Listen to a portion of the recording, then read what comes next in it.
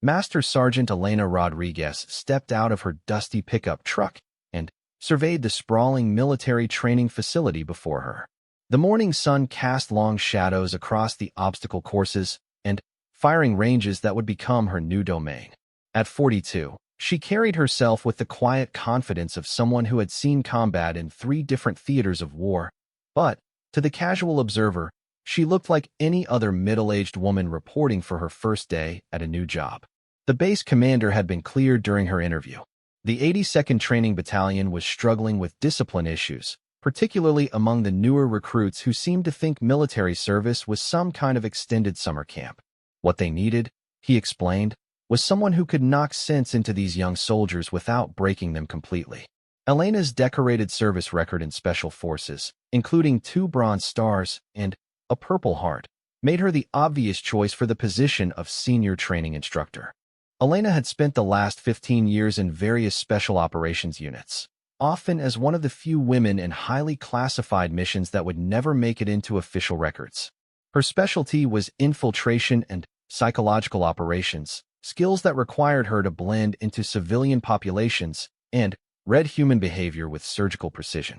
These same abilities, she figured, would serve her well in dealing with rebellious recruits who thought they knew everything about military life. The training facility buzzed with activity as she made her way to the administrative building. Recruits jogged past in formation, their drill sergeants barking commands that echoed across the parade grounds. Equipment trucks rumbled between buildings, delivering supplies for the day's exercises. It was a familiar symphony of military efficiency, one that Elena had missed during her brief attempt at civilian life after her medical discharge. The discharge itself was a sensitive topic.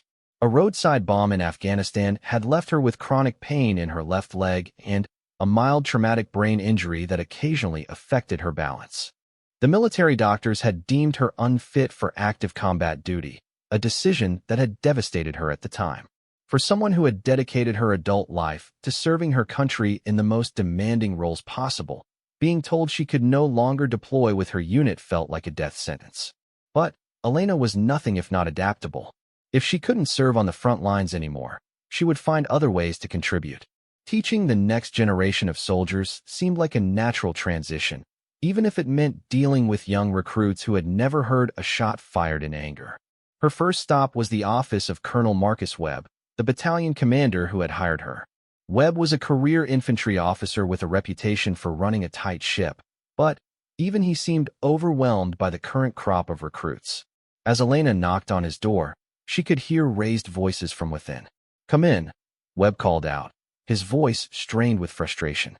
Elena entered to find the colonel on the phone, his face red with anger. He gestured for her to take a seat while he finished his conversation. From what she could gather, there had been another incident involving recruits and unauthorized weapons handling. When he finally hung up, Webb looked at her with an expression that mixed relief with desperation. Elena set the captured training rifles on the instructor's desk and turned to face the classroom full of shocked recruits. The 3 who had just learned their first real lesson about military competence were slowly picking themselves up and trying to salvage what remained of their dignity. Johnson's face had gone from confident to confused to deeply embarrassed in the span of 30 seconds. "Before we continue," Elena said. Addressing the next morning brought unexpected challenges that would test everything Elena had learned about reading people and situations. She arrived at the training facility to find an unusual amount of activity around the administrative building, with several military police vehicles parked outside and serious-looking officers huddled in intense conversations. Colonel Webb met her at the entrance, his expression grim. "Rodriguez, we have a situation. Someone broke into the armory last night and accessed live ammunition. Nothing was taken, but the security protocols were definitely breached."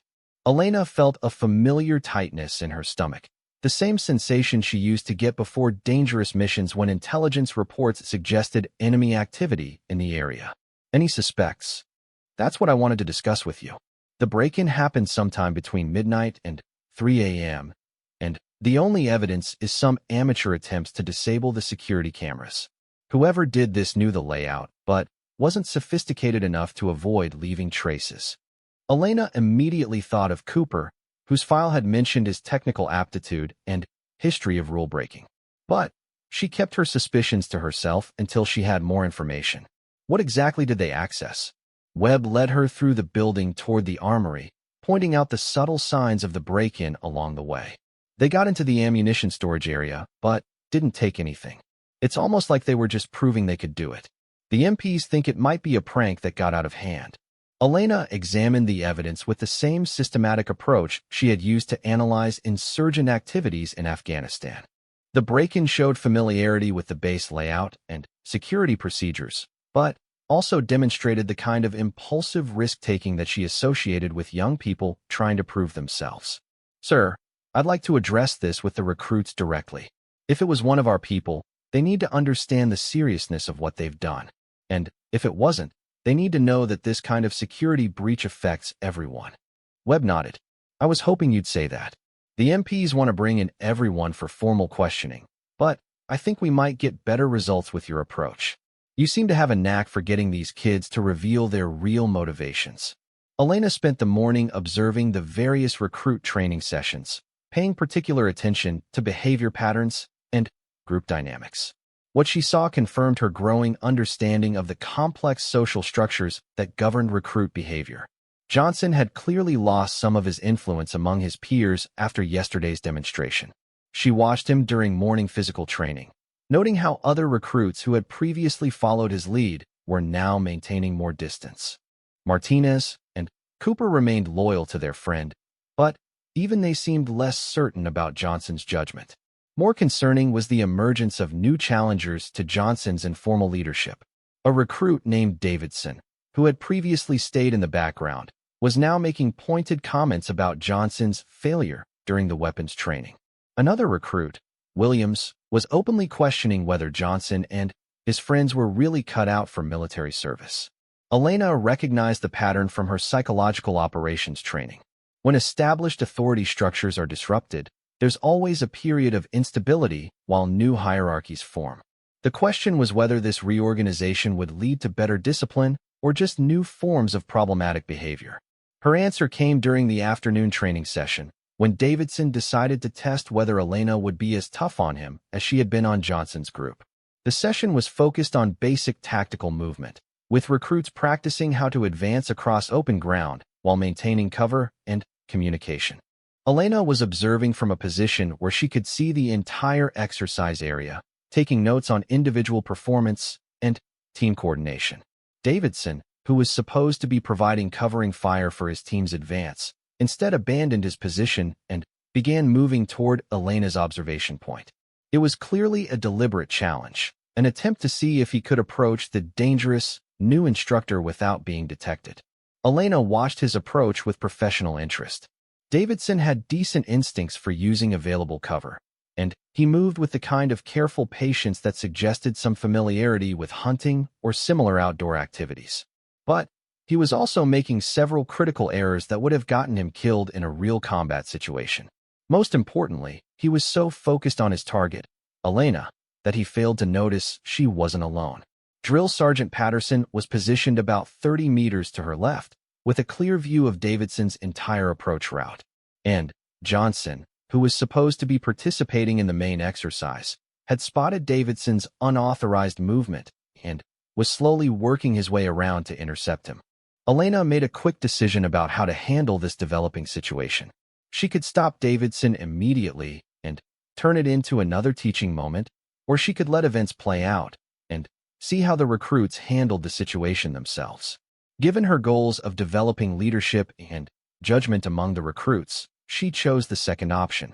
Davidson's approach brought him within about 10 meters of Elena's position before he realized he had been detected. The moment of discovery came when Johnson emerged from cover directly behind him and spoke in a low, urgent voice. Davidson, what the hell are you doing? You're supposed to be with your team. Davidson spun around, clearly startled by Johnson's appearance. Elena could see him trying to decide whether to abandon his unauthorized mission or try to bluff his way through the situation. Just practicing some advanced infiltration techniques, Davidson replied, his tone suggesting he thought he was being clever. Maybe you could learn something if you watched. Elena felt a moment of satisfaction as she watched Johnson's response. Instead of rising to the bait or getting into an argument, Johnson looked around quickly to assess the tactical situation, then made a decision based on military priorities rather than personal pride. "We can discuss this later," Johnson said firmly. "Right now, your team needs covering fire, and you're not in position to provide it. You're putting people at risk." It was exactly the kind of leadership Elena had been hoping to develop. Focus on mission accomplishment and team welfare rather than personal ego. Davidson, however, wasn't ready to accept Johnson's authority. "Since when do you give orders?" Davidson shot back. "Yesterday, you couldn't even handle a middle-aged woman in a classroom." Elena could see Johnson struggling with his response. Part of him clearly wanted to defend his reputation and respond to the personal attack. But she also saw him glance toward the main exercise area, where his abandonment of his own position was indeed creating problems for his assigned team. The decision he made in that moment would determine whether yesterday's lesson had actually changed his approach to military leadership or just temporarily embarrassed him into better behavior. Johnson's response exceeded Elena's expectations. Instead of engaging in Davidson's personal challenge, he keyed his radio and called for Sergeant Patterson. "Sergeant Patterson, we have a recruit out of position and refusing to return to his assigned duties." Elena smiled approvingly. Johnson had just demonstrated that he understood the difference between personal conflicts and military discipline. Rather than trying to handle Davidson's insubordination himself, he had referred the matter to proper authority while continuing to focus on mission requirements. Patterson's voice came back immediately over the radio. "Roger. All recruits return to your assigned positions immediately. Anyone not in proper position in 30 seconds will be recycled through basic training." The effect was immediate and dramatic. Davidson's confidence evaporated as he realized that his attempt to challenge Elena had been observed and reported through proper channels. Instead of looking like a bold risk-taker, he now appeared to be exactly what he was, a recruit who had abandoned his post to pursue a personal agenda.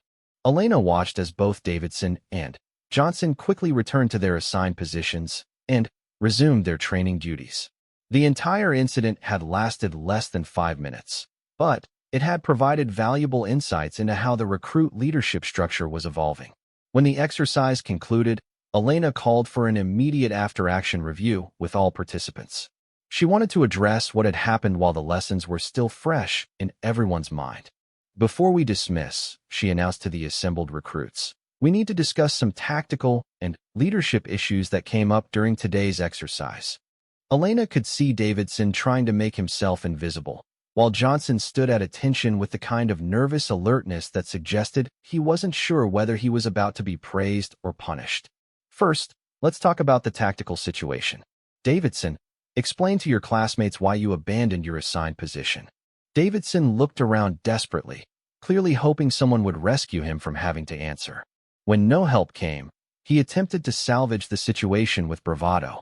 "I was practicing individual initiative," he said.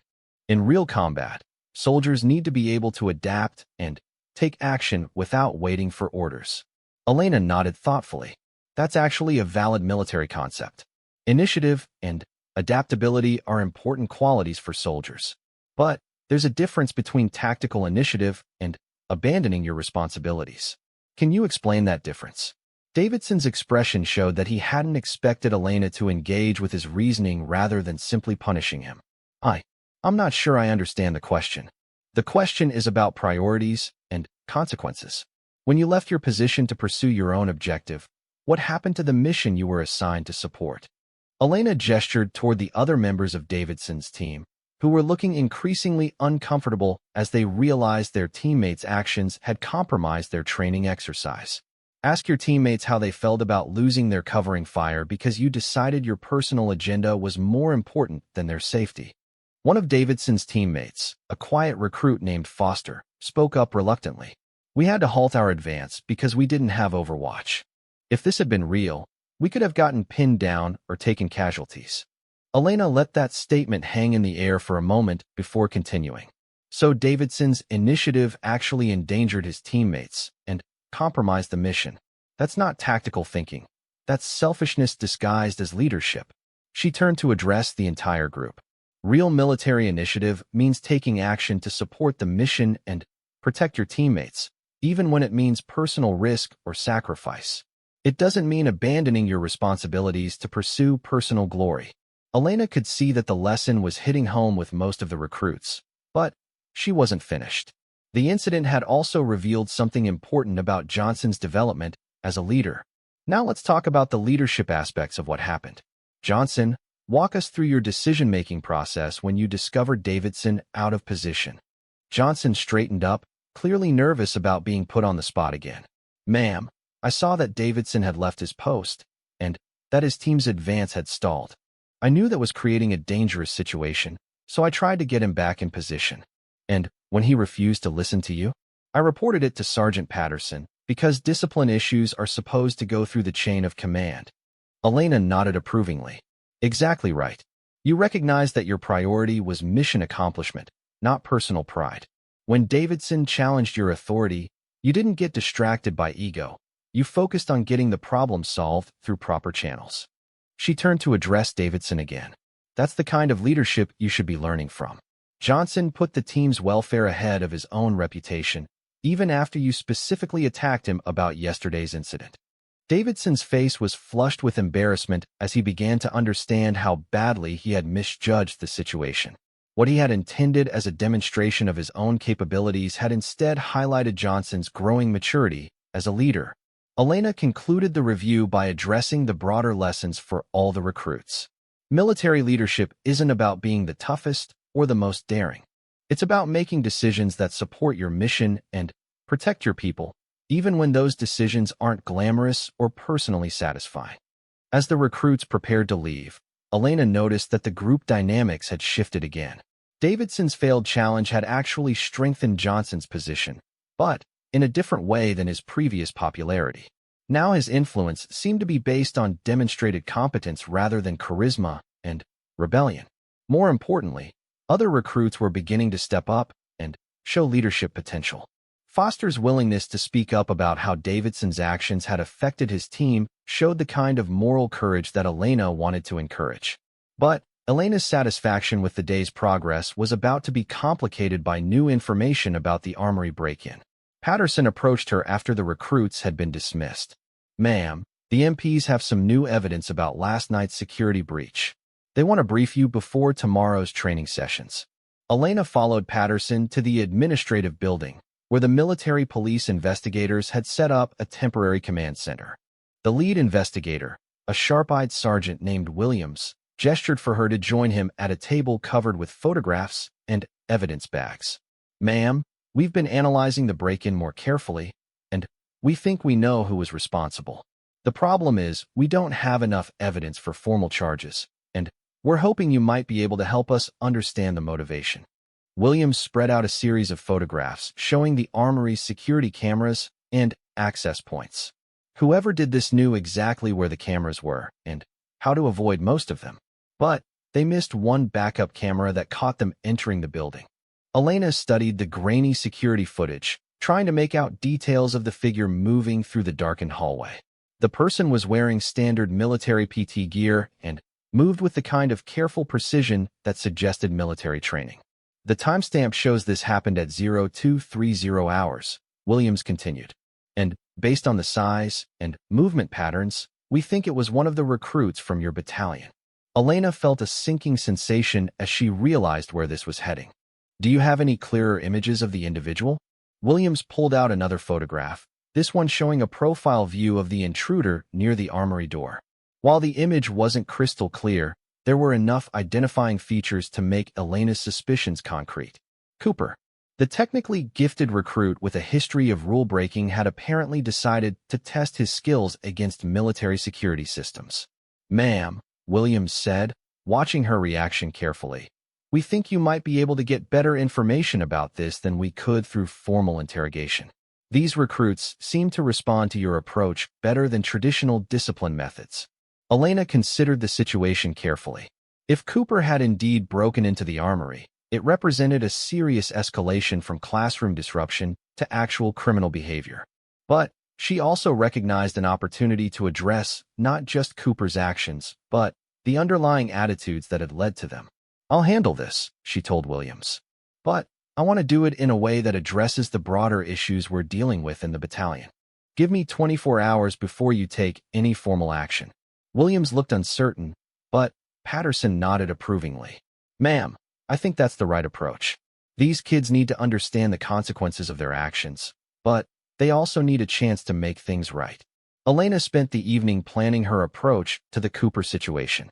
This wasn't just about one recruit making a stupid mistake. It was about demonstrating to all the recruits that military standards apply to everyone, all the time, regardless of circumstances. The next morning, Elena assembled her entire training group for what she announced as a special session on military ethics and legal obligations. She had arranged for the session to be held in the same classroom where she had first demonstrated the consequences of poor tactical thinking. "Today we're going to discuss a situation that affects everyone in this unit," she began, noting how the recruit's attention immediately focused on her words. "Someone in this battalion has made a decision that puts all of you at risk, and I want to make sure everyone understands the potential consequences." Elena outlined the armory break-in without mentioning any specific suspects, explaining how security breaches affect unit readiness and individual careers. She watched Cooper carefully as she spoke, noting the subtle signs of stress and guilt that confirmed his involvement. The person who did this might have thought they were just testing their skills or proving their capabilities, Elena continued. But what they actually did was commit a federal crime that could result in a dishonorable discharge, prison time, and permanent damage to their future opportunities. Cooper's face had gone pale, and Elena could see him struggling with the decision of whether to confess or hope that the evidence wouldn't lead back to him. Elena made the decision for him. "Cooper, I think you have something you'd like to share with the group." The room fell silent as all eyes turned to Cooper. Elena could see him weighing his options, clearly realizing that his technical skills hadn't been as sophisticated as he had thought. "Ma'am, I made a mistake," Cooper said finally, his voice barely above a whisper. "I broke into the armory last night. I didn't take anything. I just wanted to see if I could do it."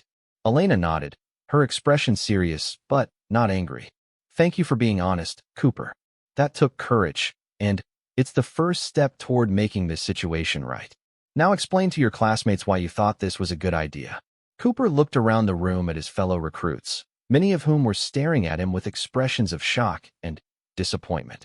I guess I wanted to prove that I was still capable of something after what happened the other day. I thought if I could beat the security system, it would show that I had valuable skills." Elena could see that Cooper was beginning to understand the fundamental flaw in his reasoning, but she wanted to make sure the lesson was clear for everyone. "So you committed a federal crime because your feelings were hurt? You put your career and freedom at risk because you needed to prove you were clever?" Cooper's shoulders slumped as he faced the reality of his situation. "When you put it like that, it sounds really stupid." "It doesn't just sound stupid, Cooper. It was stupid, and more than that, it was selfish. Your actions didn't just affect you. They put every recruit in this battalion under suspicion and created security risks that could have serious operational consequences." Elena addressed the entire group again.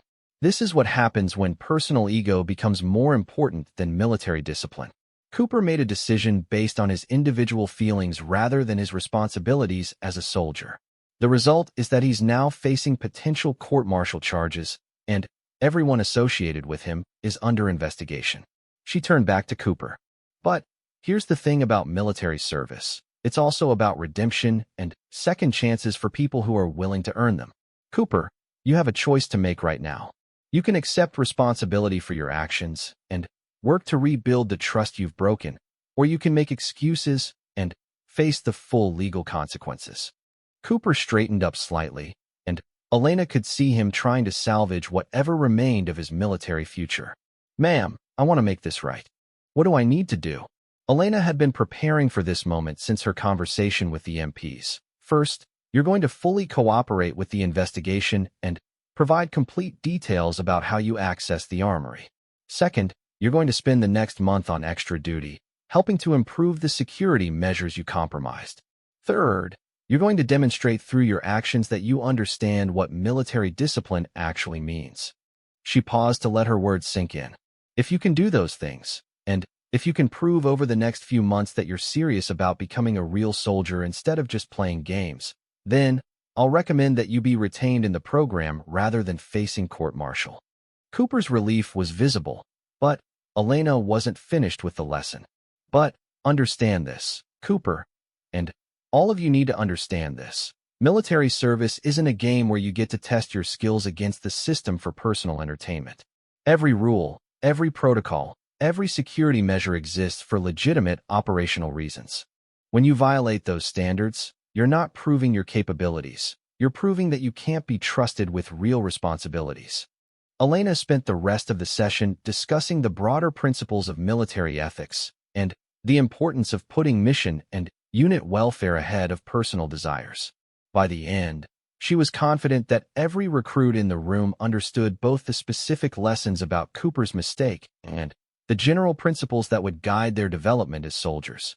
As the recruits filed out, Johnson approached her with an expression of serious concern. "Ma'am, I just wanted you to know that Cooper's my friend, but I think you handled this exactly right. He needed to face consequences for what he did." Elena nodded approvingly. "That's mature thinking, Johnson. Real friendship means holding people accountable for their mistakes, not enabling bad behavior." Martinez, who had been listening to the conversation, added his own perspective.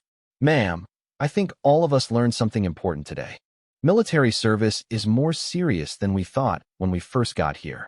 Elena looked at the three young men who had challenged her authority just a few days earlier and saw the beginning of genuine military professionalism.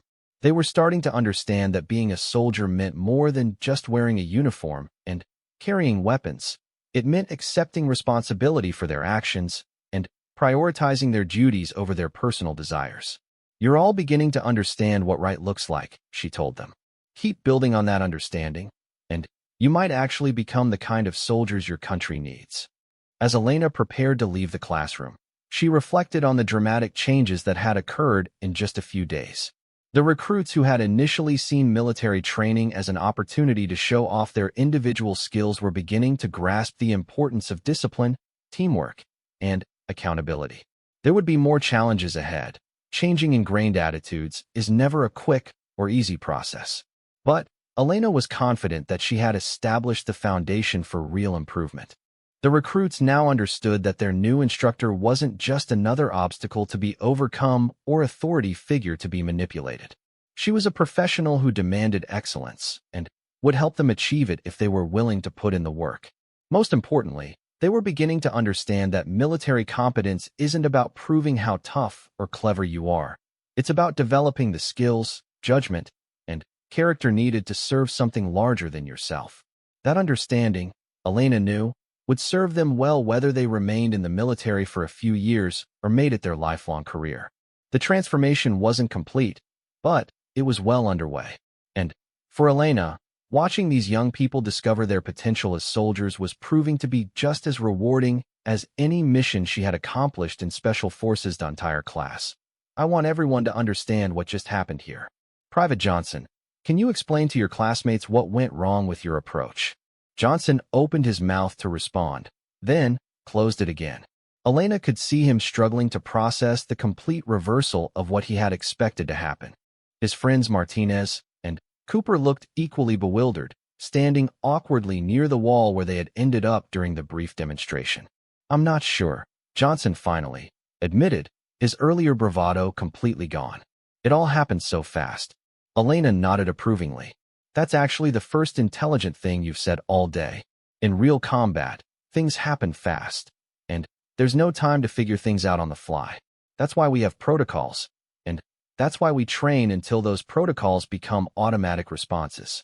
She moved to the whiteboard and began sketching a simple diagram showing the positions everyone had taken during the exercise. "Let's analyze what went wrong, step by step. First, you made assumptions about your target based on appearance. What did you assume about me?" A female recruit in the back row raised her hand tentatively. "They thought you were just a regular civilian who wouldn't know how to fight back." "Exactly. And in a real combat zone, that assumption could get you and your entire unit killed.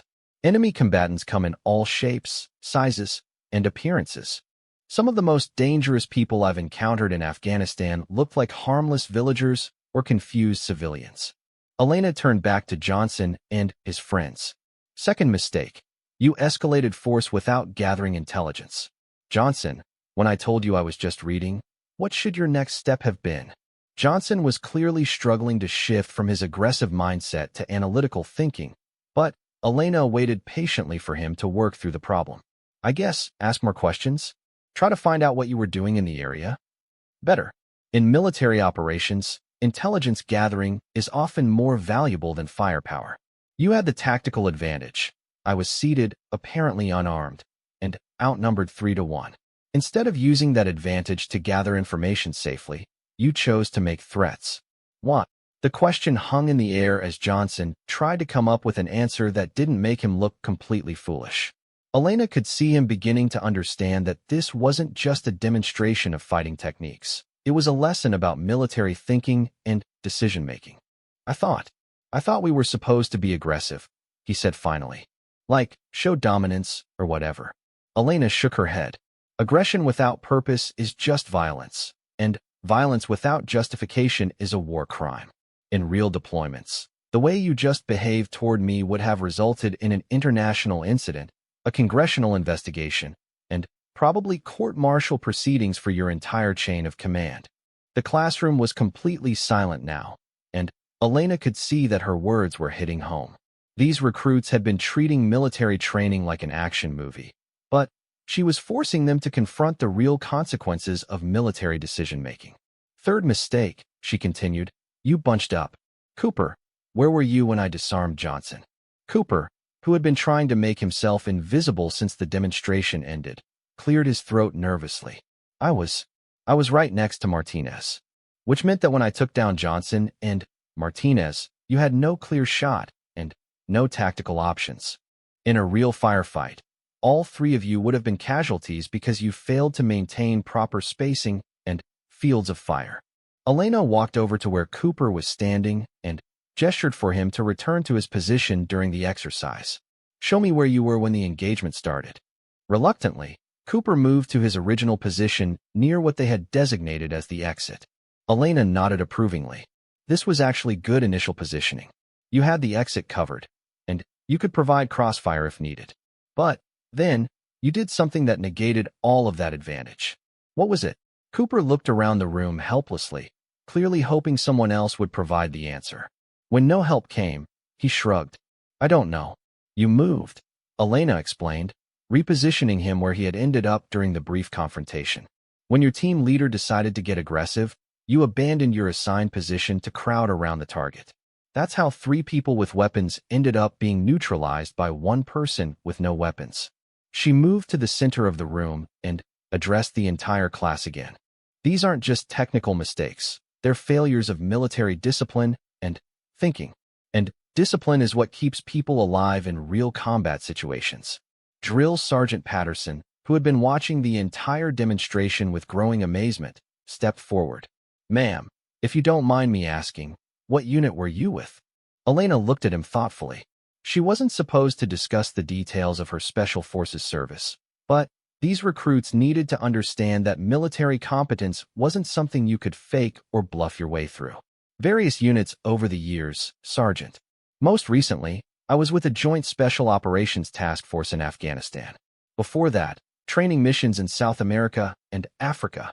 The important thing for these recruits to understand is that real military professionals develop their skills through years of training and experience, not by watching movies or playing video games. She turned back to Johnson, who was still looking shell-shocked. Private Johnson, you mentioned earlier that your father taught you to shoot when you were 8. That's actually valuable experience, and I'm sure it gave you good familiarity with firearms safety and marksmanship. But did your father teach you how to clear a building full of potential hostiles while following rules of engagement? Johnson shook his head. No, ma'am. Did he teach you how to coordinate with a team under fire, or how to make split-second decisions about civilian casualties, or how to maintain your equipment during a 6-month deployment? No, ma'am. Then, you understand why we start with basic protocols instead of jumping straight to advanced tactics. Military competence isn't just about individual skills. It's about developing the discipline and judgment to use those skills appropriately. Elena walked over to the storage cabinet where Patterson kept the training equipment and pulled out a standard military field manual. Everything we're going to teach you over the next 16 weeks is based on lessons learned from decades of real combat experience. Every protocol exists because someone, somewhere, paid for that knowledge with blood. She opened the manual to a section on engagement rules and held it up for the class to see. These aren't suggestions or guidelines. They're requirements that every soldier must follow, regardless of rank or experience. When you point a weapon at someone, you're making a decision that could end their life. That decision had better be justified by military necessity, not by your desire to look tough. Johnson raised his hand tentatively. Ma'am, what should we have done differently? Elena nodded approvingly at the question. Much better. Now you're asking the right questions instead of making assumptions. Let's walk through a proper approach to the scenario. She gestured for the 3 recruits to return to their starting positions. First, you establish security and assess the situation from a safe distance. You don't immediately close with an unknown contact. Johnson, position your team so that you have good fields of fire but aren't bunched up. Under Elena's guidance, the 3 recruits spread out in a more tactically sound formation. She coached them through proper spacing, communication protocols, and weapon discipline. It was like watching them discover military professionalism for the first time. Now, Johnson, you're the team leader. How do you initiate contact with an unknown civilian? Johnson thought for a moment before responding. Identify ourselves and ask them to identify themselves. Good start. And what tone do you use? Professional, but not threatening? Exactly. You're representing the United States military, not some street gang. Your behavior reflects on your country, your unit, and every service member who came before you. Elena had them practice the scenario several more times, each iteration improving their understanding of proper procedures. By the 4th run-through, they were beginning to move and communicate like actual soldiers rather than kids playing army. The transformation wasn't just technical, it was psychological. Johnson's cocky swagger had been replaced by focused concentration. Martinez was actually listening to orders instead of just waiting for his turn to show off. Cooper was thinking about his position and responsibilities instead of just following his friend's lead. Better, Elena acknowledged when they completed their final practice run. You're beginning to understand that military effectiveness comes from discipline and teamwork, not from individual heroics or intimidation. She addressed the entire class again. This demonstration was about more than just tactical procedures. It was about respect for your training, for your instructors, and for the military profession you've chosen to join. When you show up here thinking you already know everything, you're disrespecting every service member who has dedicated their life to perfecting these skills. A recruit in the middle of the room raised her hand. Ma'am, how did you learn to do what you just did? The disarming thing. Elena considered how much to share. Years of training and practice, starting with basic hand-to-hand combat instruction and progressing through increasingly complex scenarios. But the physical techniques are only part of it. The more important skill is reading situations and people, understanding what's actually happening instead of what you think is happening. She gestured toward Johnson and his friends. These 3 made it easy for me because they telegraphed their intentions, abandoned sound tactics for theatrics, and assumed I was helpless based on my appearance. In real combat, those mistakes are usually fatal. Patterson stepped forward again. Ma'am, with your permission, I'd like to incorporate some of these lessons into our regular training program. I think the recruits would benefit from more realistic scenario-based instruction. Elena nodded. That's exactly why I'm here, Sergeant. But we need to make sure they master the fundamentals before we move on to complex scenarios. Today's demonstration showed that some of our recruits still don't understand basic concepts like rules of engagement and force escalation. She turned back to address Johnson directly. Private Johnson, you seem to be something of a leader among your peers. That can be a valuable trait in the military, but leadership without discipline is just chaos. Are you willing to help me show your classmates what right looks like? Johnson straightened up, and Elena could see him processing this unexpected opportunity for redemption. Yes, ma'am. I think I understand what you're trying to teach us. We'll see. Real understanding comes through practice, not just good intentions. For the rest of this week, you and Your friends are going to help me demonstrate proper procedures to the other recruits. Think of it as an opportunity to show that you can learn from mistakes instead of just repeating them. Elena spent the remaining time in the classroom walking through basic engagement principles with the entire group. She used Johnson, Martinez, and Cooper as examples, having them demonstrate both wrong and right approaches to various scenarios.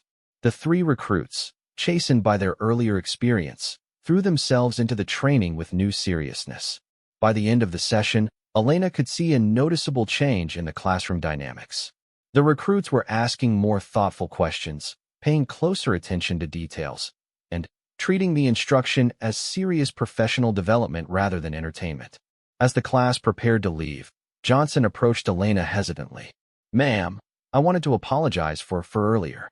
I thought I knew what I was doing, but I didn't." Elena studied his face, looking for signs of genuine understanding versus superficial contrition. What she saw was a young man who had just discovered that his assumptions about military service were completely wrong, and who was struggling to adjust his worldview accordingly. Apology accepted, private. But apologies don't mean much without changed behavior. Show me over the next few weeks that you understand what military professionalism looks like. Yes, ma'am. I will. After the recruits left, Elena and Patterson remained in the classroom to discuss what had just happened. Patterson was shaking his head in amazement. "Ma'am, in 15 years of training recruits, I've never seen anything like that. How did you know they would react the way they did?" Elena smiled. "Experience reading people under stress. Johnson's type is pretty common in special operations selection courses. Young men who confuse confidence with competence. They usually wash out during the first few weeks because they can't accept that they don't know what they think they know. And now we find out if they can learn. Johnson has potential as a leader, but he needs to understand that real military leadership is based on competence and character, not charisma and aggression. If he can make that transition, he might actually become a decent soldier." Elena gathered her materials and prepared to leave. Tomorrow would bring new challenges as word spread about what had happened in the weapons safety class. Some recruits would be intimidated, others would be curious, and a few might even see it as a challenge to test their own skills against hers. She was looking forward to all of it. That evening, Elena sat in her temporary quarters reviewing the personnel files of all the recruits in the battalion. Each file told a story of a young person trying to find their place in the world, often coming from backgrounds where military service represented their best opportunity for education, training, and stable employment. Johnson's file revealed a young man from a small Texas town where military service was seen as a rite of passage. His father and grandfather had both served, though neither had seen combat. Johnson had joined with high expectations and little understanding of what military life actually entailed. Martinez came from a large family in California where he was the first to join the military. His file showed strong aptitude scores, but also indicated that he was easily influenced by peer pressure, a trait that could be either positive or negative depending on who his peers were. Cooper was perhaps the most interesting case. High test scores, excellent physical conditioning, but a history of disciplinary problems in high school. He seemed to be intelligent enough to understand military requirements, but rebellious enough to resist them when he thought he could get away with it. Elena made notes about each recruit, developing individual strategies for helping them develop into competent soldiers. Johnson needed to learn humility and genuine leadership skills. Martinez needed to develop independence and critical thinking. Cooper needed to channel his intelligence and physical abilities into productive military service. But they were all trainable, she concluded. What had happened in the classroom wasn't really about their individual weaknesses. It was about a training environment that had allowed bad habits to develop unchallenged. With proper instruction and consistent standards, these recruits could become effective soldiers. The phone in her quarters rang, interrupting her planning session. It was Colonel Webb, calling to check on how her first day had gone. "Rodriguez, I've been getting some interesting reports about your weapons safety class this afternoon. Want to fill me in on what happened?" Elena gave him a brief summary of the demonstration and its aftermath.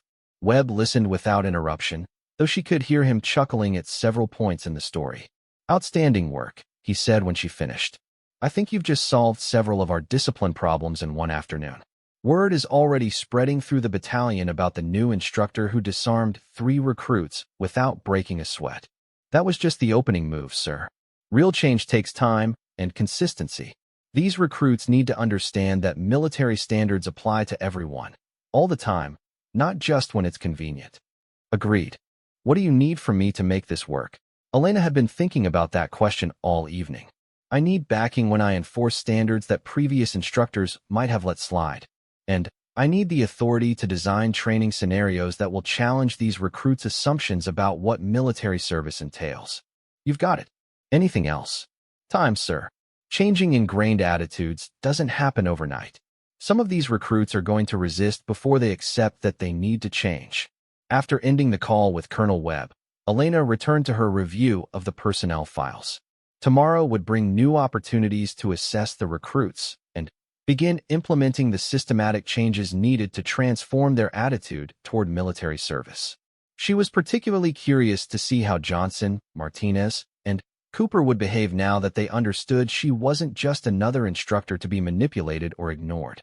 Would they embrace the opportunity to learn and grow, or would they dig in and resist the changes she was trying to implement?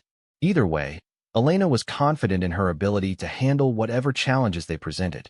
After 15 years of dealing with hostile enemy combatants, rebellious recruits seemed like a relatively manageable problem. But, as she would soon discover, teenagers with wounded pride and access to military equipment could create complications that even Special Forces training hadn't prepared her for. Rodriguez, thank God you're here, he said, running a hand through his graying hair. We just had our 3rd major incident this month. A group of recruits somehow got access to live ammunition during what was supposed to be a dry-fire exercise. Nobody was hurt, but it's exactly the kind of reckless behavior that's been plaguing this battalion. Elena listened as Webb outlined the various problems they had been experiencing. Recruits who refused to follow basic safety protocols, young soldiers who thought military training was optional, and a general attitude of entitlement that seemed to permeate the entire training program. The previous senior instructor had requested a transfer after only 6 months, citing the impossible nature of dealing with what he called the YouTube generation. These kids think they know everything because they've watched combat footage online, Webb continued. They show up here expecting to be handed rifles and sent straight to the action. They have no concept of discipline, no respect for the chain of command, and absolutely no understanding of what real military service entails.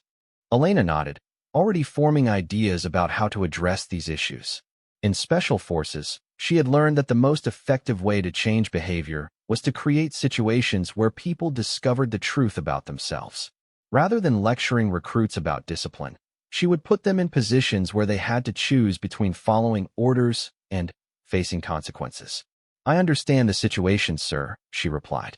What kind of authority will I have to implement new training protocols? Webb's expression brightened considerably. Whatever you need, Rodriguez. The base commander has given you carte blanche to restructure the program however you see fit. We're desperate enough to try anything at this point. After the briefing, Elena spent the rest of the morning observing various training exercises around the base. What she saw confirmed Webb's assessment, and then some. Recruits wandering away from their designated areas, soldiers treating weapon safety briefings like optional suggestions, and an overall atmosphere of casual disrespect that would have been unthinkable in any of her previous units. During one particularly telling incident, she watched a group of recruits practicing basic marksmanship at the rifle range. Their instructor, a young corporal who looked barely older than his students, was struggling to maintain order as several recruits ignored his directions and began experimenting with different firing positions they had seen in movies. Hey, check this out, one recruit called to his friends, assuming an exaggerated tactical stance he had probably learned from playing video games. This is how the Navy SEALs do it. The corporal's attempts to correct him were met with eye rolls and barely concealed laughter. Elena could see the young instructor's confidence crumbling as he lost control of his class. It was a familiar pattern, she realized. The recruits had learned that they could push boundaries without facing real consequences, so they continued to push until the entire training structure collapsed. Elena made mental notes about everything she observed, filing away details about individual recruits, and their particular attitudes. There was the tall, athletic kid who seemed to think his high school football success made him a natural warrior. The quiet girl who followed orders perfectly, but watched everything with calculating eyes. The class clown who turned every serious moment into a joke. And, most notably, the group of three friends who seemed to be the ringleaders of the most disruptive behavior. These three, Rodriguez had read their files and knew them as Private Johnson, Private Martinez, and Private Cooper, had been flagged by multiple instructors as problem cases. Johnson was the unofficial leader, a charismatic young man from Texas who had joined the military after graduating near the bottom of his high school class. Martinez was his loyal follower, always ready to back up whatever scheme Johnson concocted. Cooper was the wild card, smart enough to avoid getting caught, but reckless enough to encourage increasingly dangerous pranks. As Elena watched them interact with their current instructor, she could see the dynamic that had been causing so many problems. They had learned to operate as a unit, supporting each other whenever one of them got in trouble, and presenting a united front against authority figures. It was actually impressive teamwork, Elena had to admit, but it was being used for entirely the wrong purposes. The opportunity she had been waiting for came during the afternoon weapons safety class. Elena had positioned herself in the back of the classroom, observing as a senior drill sergeant attempted to explain the fundamentals of rifle handling to a group of increasingly restless recruits. The lesson was going reasonably well until Johnson decided to test the boundaries once again. "Sergeant," Johnson interrupted, his tone just respectful enough to avoid outright insubordination. "Isn't this all pretty basic stuff? I mean, most of us have been around guns our whole lives. My dad taught me to shoot when I was 8 years old." The drill sergeant, a veteran named Patterson who had clearly dealt with this attitude before, responded with practiced patience. "Private Johnson, I don't care if you've been shooting since you were in diapers. In the military, we do things a specific way for specific reasons. Those reasons are usually related to keeping people alive." But Johnson wasn't finished. "I'm just saying, maybe we could skip ahead to the advanced stuff. Some of us are ready for more than just, this is the safety, this is the trigger." Elena watched as several other recruits nodded in agreement, emboldened by Johnson's challenge to authority. She could see Patterson struggling with how to respond. If he backed down, he would lose credibility with the entire class. If he came down too hard on Johnson, he might be accused of targeting the recruit unfairly. This was exactly the kind of situation Elena had been brought in to handle. Rather than intervening immediately, she waited to see how far the recruits would push things. The answer came quickly when Martinez chimed in to support his friend. "Johnson's right, Sergeant. Maybe you could show us some of that Special Forces stuff instead of treating us like little kids." Elena almost smiled at the irony. These recruits were about to get exactly what they were asking for, though not in the way they expected. She made eye contact with Patterson and gave him a subtle nod, indicating that she would handle the situation. "Actually," Elena said, speaking for the first time since entering the classroom, "that's not a bad idea. Why don't we try a little practical exercise?" All eyes turned to her as she stepped forward. Most of the recruits had no idea who she was, seeing only a middle-aged woman in civilian clothes who had somehow wandered into their military training session. Johnson's expression showed barely concealed amusement, as if he thought he had found an ally in his campaign to skip the boring safety lectures. "And you are?" Johnson asked, his tone carrying just enough disrespect to make his attitude clear. Elena looked at him calmly, taking note of his body language and the way his friends automatically moved to flank him. These three had definitely established themselves as the pack leaders, and they were used to intimidating anyone who challenged their authority. "I'm the new senior training instructor," Elena replied simply. "And since you're so eager to move beyond the basics, I think we should test your current skill level before advancing to more complex material." Patterson looked uncertain about where this was heading, but he had enough experience to recognize that Elena was setting up some kind of lesson. He stepped back and allowed her to take control of the class. "Here's what we're going to do," Elena continued, addressing the entire group, but keeping her focus on Johnson and his friends. "We're going to have a little competition. I'll give you a practical scenario, and you can show me just how ready you are for advanced training." The classroom buzzed with excited whispers as recruits began to sense that something interesting was about to happen. Johnson's confidence seemed to grow even more. and Elena could practically see him mentally preparing to show off for his peers. The scenario is simple, Elena explained. You're in a combat zone, and you've been given a mission to secure a building. Your team has just encountered an unknown individual who may or may not be a threat. How do you handle the situation? Several hands shot up immediately, but Elena shook her head. No theoretical answers. We're going to act this out. Johnson, since you're so confident about your abilities, why don't you and your friends demonstrate the proper procedure? Johnson's grin widened as he stood up, followed by Martinez and Cooper. They had no idea they were walking into a carefully laid trap, one that Elena had been perfecting since her early days in psychological operations. What kind of weapons do we get? Cooper asked, clearly excited about the prospect of handling real equipment. We'll start with training rifles, Elena replied, gesturing to Patterson to retrieve some non-functional weapons from the storage cabinet. Safety first, as I'm sure you understand. As the three recruits took their positions, Elena could see them falling into a familiar pattern. Johnson naturally assumed the leadership role, directing his friends to flank positions while he prepared to take point. They were following basic tactical principles they had learned from movies and video games, but Elena could already see several critical errors in their approach. The rest of the class watched with interest as Elena positioned herself at the far end of the classroom, playing the role of the unknown individual they were meant to encounter. She made herself appear as non-threatening as possible, sitting casually in a chair with her hands visible and wearing the same mild expression she had maintained throughout the day. Remember, she called out to the three recruits, you don't know if I'm a threat or not. You need to determine my status and respond appropriately. Begin when you're ready. Johnson signaled to his friends, and they began their approach. Elena watched with professional interest as they moved through the room, noting both their strengths and weaknesses.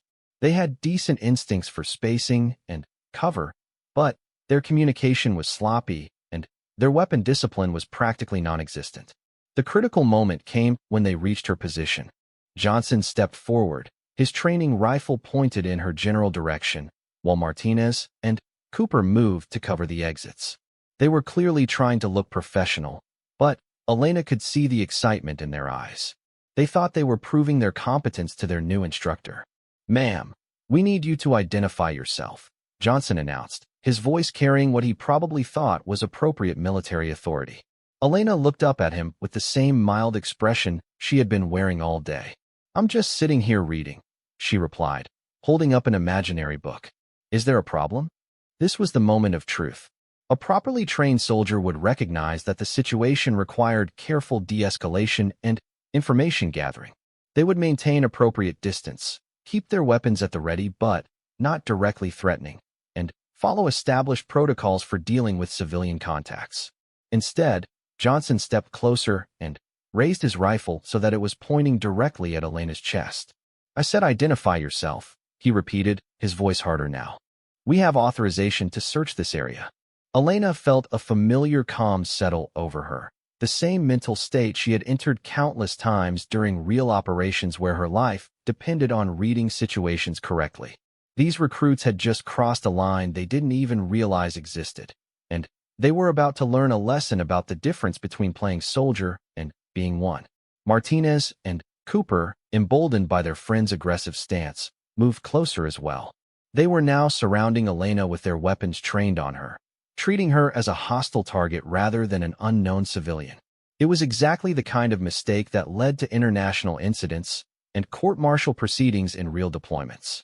You know, Elena said conversationally, still maintaining her relaxed posture. Pointing weapons at civilians is generally frowned upon in most rules of engagement. Johnson's response revealed just how far he was from understanding real military discipline. We'll decide what the rules are, he said, taking another step closer. Right now, you need to do what we tell you to do.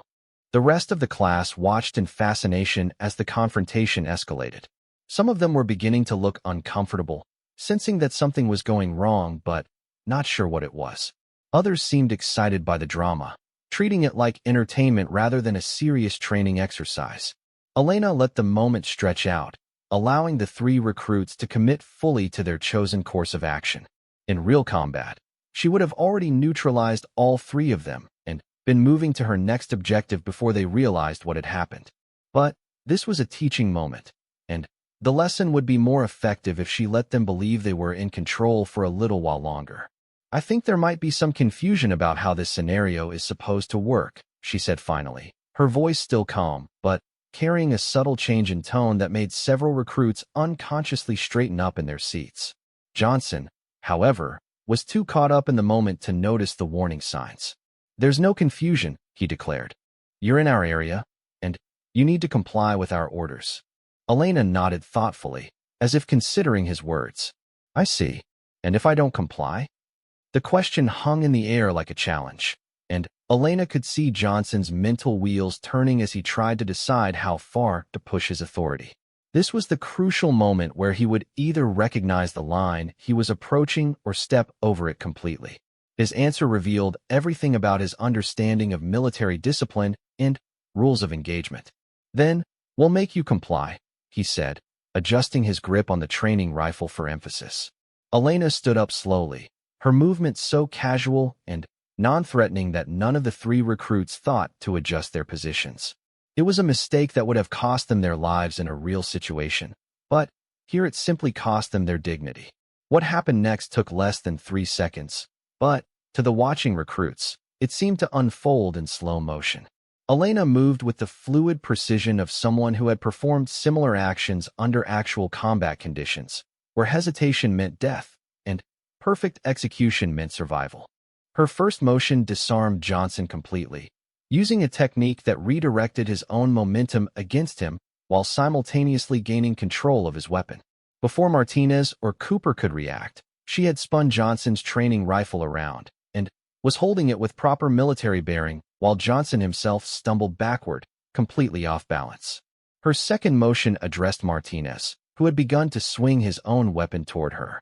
Elena's free hand intercepted his rifle and used his own forward momentum to guide him past her and into the wall behind where she had been sitting. Martinez found himself pinned against the classroom wall with his own weapon twisted out of his hands before he fully understood what was happening. Cooper, who had been positioned to cover the exit, suddenly found himself facing a completely different tactical situation. The person they had been treating as a helpless civilian was now armed and had neutralized both of his teammates in the span of a heartbeat. His training rifle was still pointed toward where Elena had been sitting, which was now empty space, while she was standing 3 feet to his left with Johnson's weapon ready and Martinez's rifle tucked under her arm.